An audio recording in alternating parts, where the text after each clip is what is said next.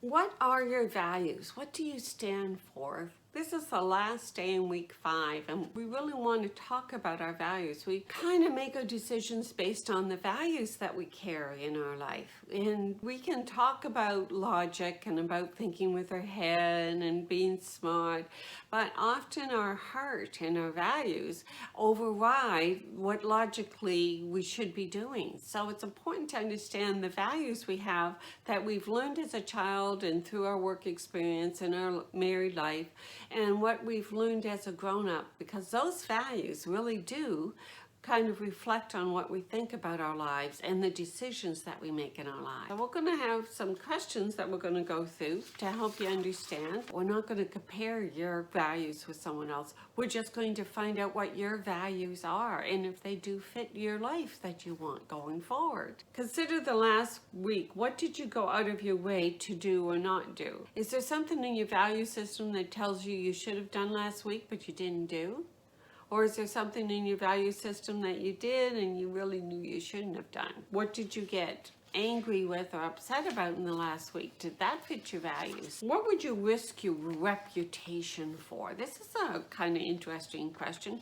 What would you step out of your comfort zone and risk your reputation for you? What do you value enough that you speak out about? Everybody's different. What does it mean to you to live a full and rich life? For some people, it's just to be home with the family. For some, they don't have a rich and meaningful life unless they contribute. They're big volunteers, and that's okay because that's their value system. But what is yours?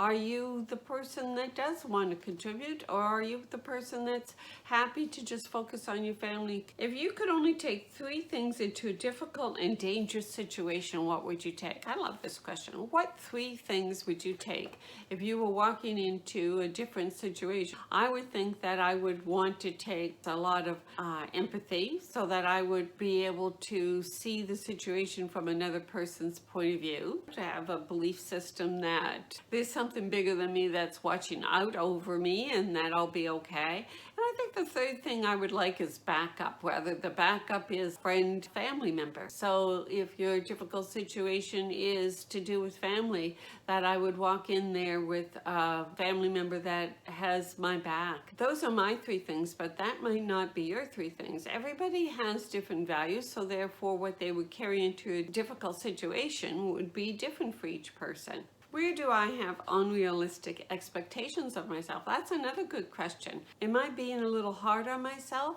Do I expect myself to always be perfect and not make any mistakes and maybe never have to apologize? If I never call old friends and keep in touch and never return their phone calls, I will suffer the loss of that friendship. There are some things I must do if I want a certain thing in my life. Recognize what you must do to get what you want out of life. And if you aren't willing to do them, then you know that different things are going to be missing in your life because you're not willing to do the work for it. Think about what is something that someone could say to you that would hurt your feelings. So understand that people will hurt your feelings. People will say things. Can you just kind of let it go? Can you rise above it? Even if you look at it from all angles, trying to see it from the point of view and you really don't understand why they did it, then let it go, because sometimes people just are the way they are and there is no reason for the hurtful things they say and do. If we hold on to it, we'll only hurt ourselves. Well, that was the end of week 5.